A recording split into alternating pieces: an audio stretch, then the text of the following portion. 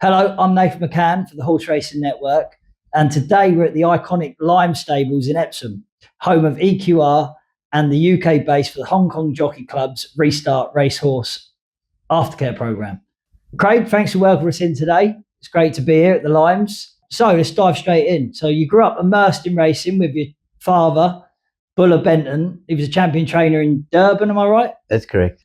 How much of your training philosophy today is rooted in those early days, and how much is shaped by your international career? My father was a magnificent trainer. He wasn't a great jockey. He did his best, but he just didn't have it as a jockey. He was really a good trainer. As a young boy, from being in nappies, I was in the stable every single day, walking around, watching him. I've learned a lot from just watching and seeing what people have done, and just seeing how he did things, how he approached things, how he trained horses. He had a unique way, and I learned a lot from him. But when I became an assistant trainer, I became assistant trainer to a man called Dennis Dreyer, who is rooted in a racing family. Whereas my dad was an individual, he went into racing through circumstances, being poor and things like that.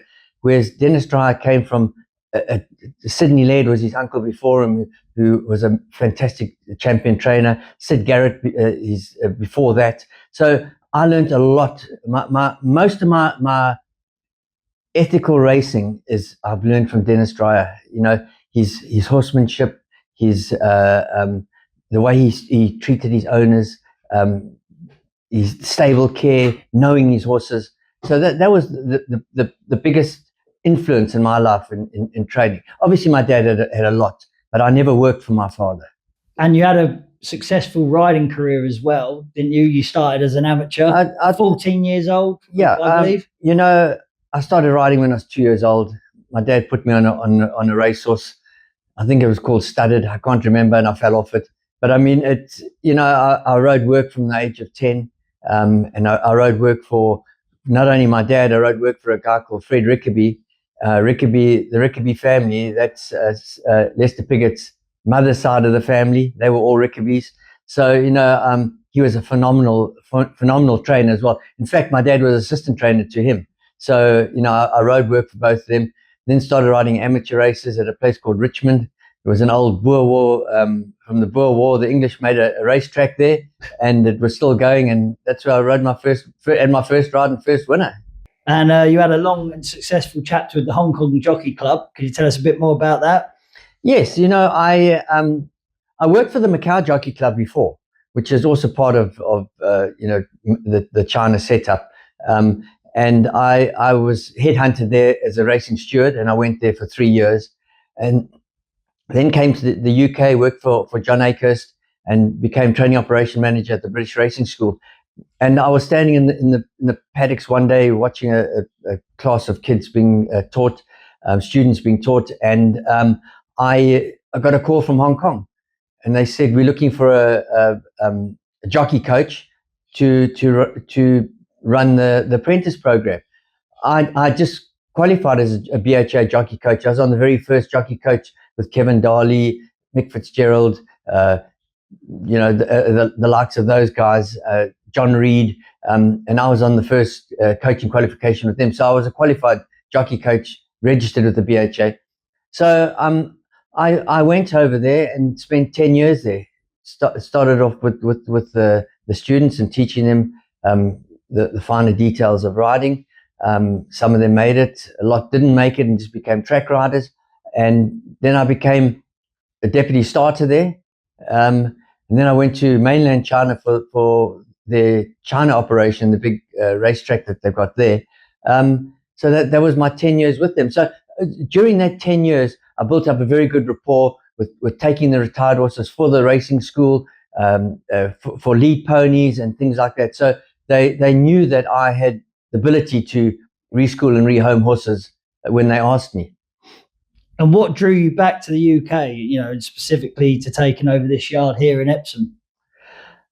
Things happen in life by chance. We had already decided, we already left South Africa in 2004 to go to Macau. And then we came here in 2007 under ancestral visas and settled in the UK. So UK was my home. So the 10 years I spent in the Hong Kong Jockey Club, my wife and children stayed here, and I was over there. So this was my natural place to come back to. Finding this place, it was just by chance. I looked on LinkedIn one day and I saw this advert. I was bored, and it's what I love doing, and I've been here for 3 years now, and I can't stop. And what was the tie between getting the Hong Kong horses and the restart program? Has you already been approached with them to set up something in the UK? It was in the pipeline, but nothing was set in concrete at that stage. But once I had a facility and was able to give them a presentation and tell them what I was hoping to do and how our yard would develop. In those early days, we didn't have an arena, we didn't have a walker, we didn't have a horse box. We were basically just the stable. So again, they gave me the chance to develop all those areas, to tick the boxes, and give me horses at the same time to retrain and sell on. So now the Limes is home to EQR, and basically you've got the restart program going on as well. Balancing active racehorse training with a dedicated reschooling and rehoming program, including the restart partnership. How do you manage that dual purpose training facility? And why is the welfare and second career of a thoroughbred so important to you personally? It's not easy. I have two teams. I have a team that works on the racing side. I have a team that works on the retraining side. So it's trying to spread yourself between the two. But I've got people that I can rely on and work with. I've really got a nice core of people. I've got Amy, who's a qualified physio as well. So if horses coming out with issues, she can work on them, and we can get to the bottom of problems. I've got a racing secretary, Amelia. I've got an amazing person in Bonnie. She stepped up to the plate, having joined me 2 years ago, really at a low level of riding racehorses, and she's now developed into assistant trainer. We're going to get her a trainer's license in the next couple of years, and she can join us and one day take over. So, it's all about having the right people. I've got a lot of part-time workers like Taryn Cole, who's magnificent riding the horses. So it's good to have the two different areas split. And there's lots of rehoming centres in the UK, as there are lots of racehorse training centres. We are the only centre that does both. Racehorses are amazing animals, and they rely on us so much for security, for looking after them and things like that. So, to do as the old days they did, they just dumped them and didn't care where the horses went to. If we can give them another second chance in life and let them have a happy remainder of their life, more than half their life is still out there after they've raced. So the 2/3 of their life is still, they can have a decent life, becoming a hack or show jumper or dressage horse, a venter. There's just so many different polo. There's so many different avenues out there for them. And does having the horses that are just starting their racing careers alongside the horses that are ending their careers, does that change the atmosphere at all and the ethos of the yard? No, not at all. I mean, we're all horse lovers. We love horses, and we all have the same goal at heart, to give them a good chance. So it works well together, and sometimes it does cross over where people from the one team will go and help the other team, or vice versa, depending how busy we are or what time of the year it is. Are we racing, or is it we were most turned out? So, everyone works together. So it keeps you quite busy, like you say, when the racehorses are on their winter break. For example, you've got a couple that are just coming back in now. Yeah. The retraining side will keep you busy whilst that's... Yes. And you've had quite a lot of success with these horses that have come over from Hong Kong, haven't you? I mean, especially when you first started, they were predominantly coming over here to basically be retrained in other disciplines, and you thought, actually, there's still a bit of life in them. I mean, let's talk about your first two winners. It was Bold Suitor and Twitch. And that was a double on the night. Yes. I mean, what a start to a training career in England. I mean, I know you've had a lot of success in South Africa as a trainer, but how was that, coming over, hitting the ground running? I mean, how many runners had you had predominant before? It didn't start well. It really it was really tough. To take some of those horses that hadn't been in work for a year, try and get them fit, and try and get them to the racetrack. It took a couple of runs. In fact, took a few runs for a lot of them before they actually hit the ground running. Yeah. But once we got them going, and I'd worked here before with in Epsom for John Akehurst.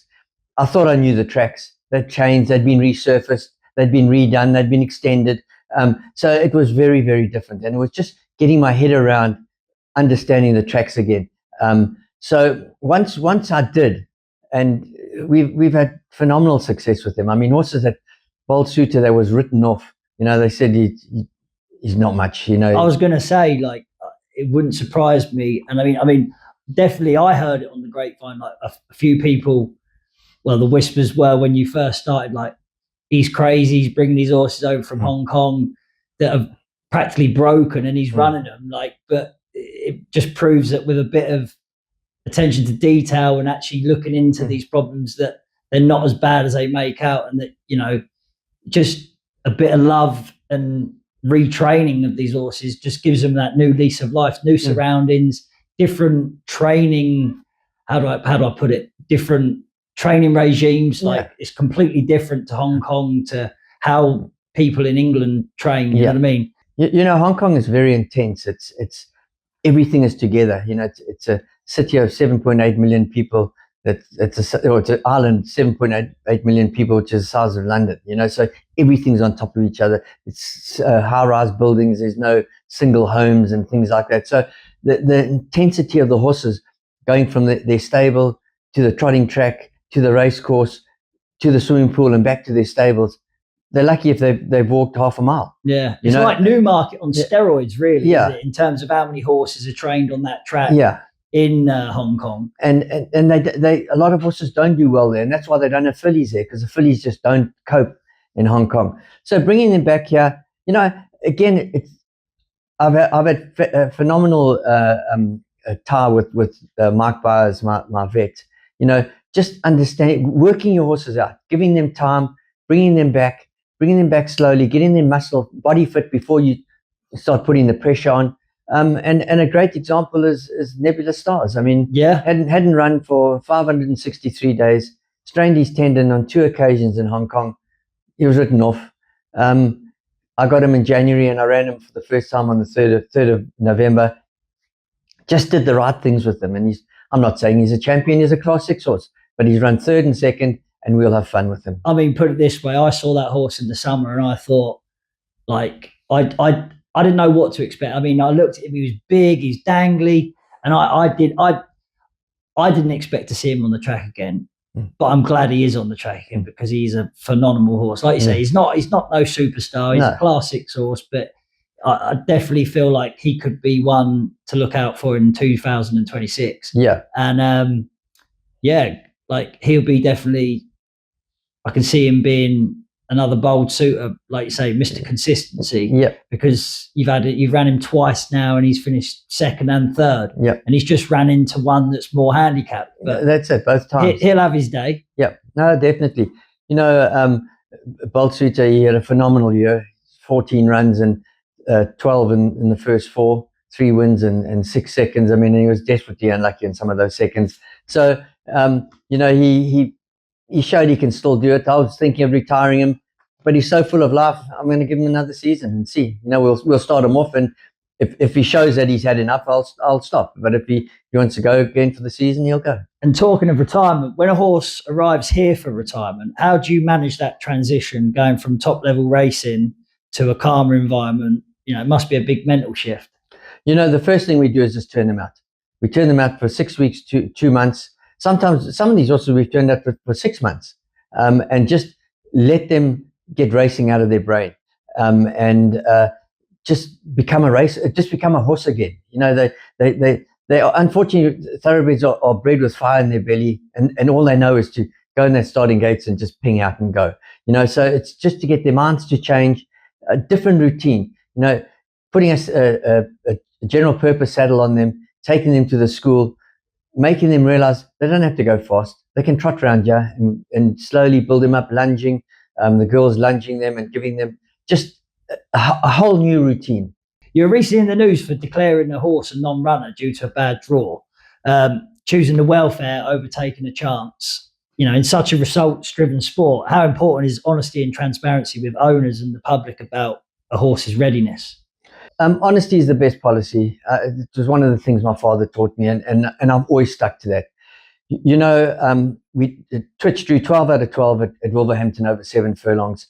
He hasn't got the gate speed to get out and be able to get into that first corner in a decent position. He was going to go into that first corner 6 deep. You know, I absolutely wanted to run him. I didn't have him 2 days later in the entries or 4 days later. So taking a chance to try and take it out and run somewhere else, that wasn't my plan. And I weighed up 3.5, 4 hour drive there to run, to realistically finish. Yeah, mid to back. Yeah. It just wasn't worth it, you know. So I withdrew on those grounds, and the stewards questioned me, and I said to him, that's exactly what happened. I could have said the horse was off his feed. I could have said he got a foot abscess. I could have made any excuse in the world, but I told the truth. Yeah. And we often hear about, you know, social licensing of racing and the idea that the industry must be visibly and generally caring for its horses. Do you believe this combined model, training plus long life aftercare, is the future of yards here in UK? Absolutely. You know, if there's so many people that want to shut down racing, and if we can show that we're making an absolute effort to give these horses a second chance in life and give them the rest of their life, they can live out a decent life. It's going to make the public more responsive to racing. More owners are going to come into racing because people are going to see there is a chance for a horse to go show jumping or whatever after racing and be looked after. So, Craig, how does training in the UK differ from training, you know, internationally around the world? You know, I've been very fortunate in my life that I've worked all around the world in horse racing. I've held a trainer's license in California. Yeah. And trained only a handful of winners. I'm a multiple group winning trainer from South Africa. And I've just found it hard here in the UK because I'm unknown. You know, I've got a handful of older horses. I've got a couple of young horses coming through, but it's just hard to get recognized and noticed in the UK, you know, and sometimes the smaller guy can give the horse more attention. We've seen big trainers get rid of horses that have gone on and won good races, you know, so it's not always the big guy that's the best. It's, you know, the person that knows his horses and knows racing. And finally, what is the most rewarding moment you've had here at the Limes? Is it, you know, a horse winning on the track, or is it one that you've sent off to a successful secondary career? You know, I've had lots of good moments here. But the things that I really, really enjoyed is seeing Georgia Dobie's face when she had her first winner for us, my owners' faces when they had their first winner, when the first time they were at the track, the excitement and the joy of being involved in that, it's just been amazing. You know, the directors of Equestrian Infinity Limited, they've been very much in the background, but they are magnificent people. They've supported us all the way. And it's, for me, the thrill of everything, whether it's Nebula Stars winning, running a place after 563 days, or Boltsuiter winning, or whatever, that they have stood behind us and given us the support. And for me, it's just a thrill winning for them, you know. And I love my staff. I love the excitement they feel. And Georgia, I mean, Georgia's been phenomenal. She's a rider that hasn't got the recognition that she deserves. And so I just love doing it for people, you know. Just on the topic of Georgia, how did that connection come about?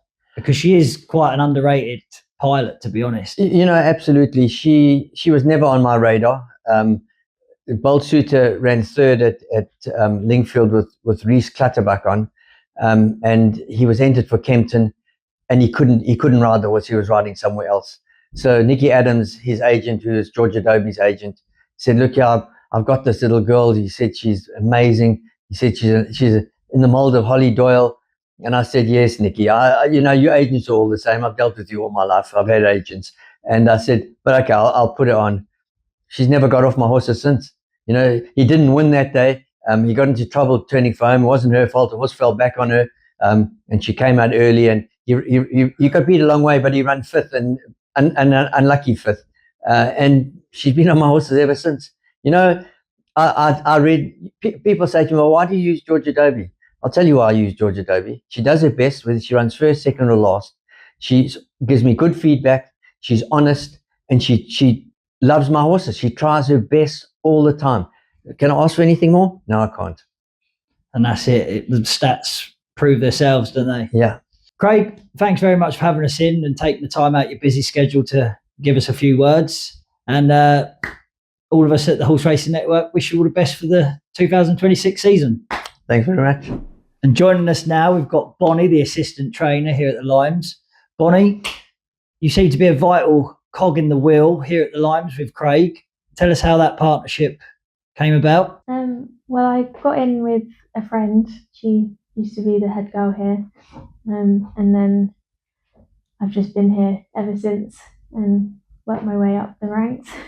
And tell us a bit about yourself, how you got into racing. My parents have had horses for years, and I've always wanted to work in racing. And so, yeah, I got in here and never looked back. And was the plan always to go assistant trainer? To be honest, all I wanted to do was ride up the gallops. And here you are now, 3 years later, yeah, assistant trainer. Assistant trainer, and yeah, I'd love to be a trainer. So yeah, Is that the plan? that is the end goal. Yeah. Yeah. What is the next year looking like for you? Because I heard on the grapevine that you could be potentially joining the license with Craig. Yeah. So I have to have worked in racing for 5 years before I can take my license out. So I'm just under 3 years in now. So you've got another 2 years to go. 2 years to go, but I've got to do all my courses. So Craig's going to put me through all of them. And I think I'm also going for my amateur license. That's back on now, is it? That's back on. Good stuff. And you own a horse. You own a horse as well here. Yeah.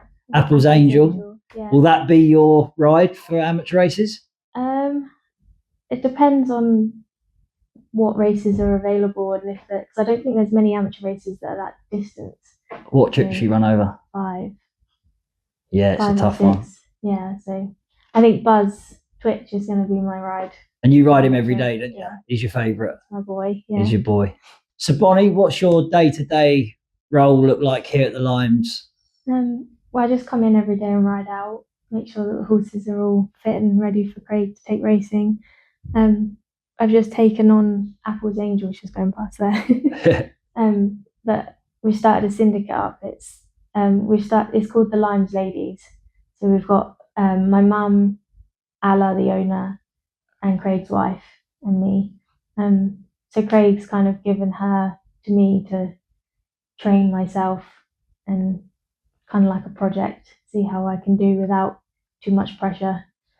So, and how's that going so far? It hasn't been so far. She's been on holiday, but she's just coming back into work now. So yeah, awesome. And what's the plan going forward? Like, when are we looking at a run?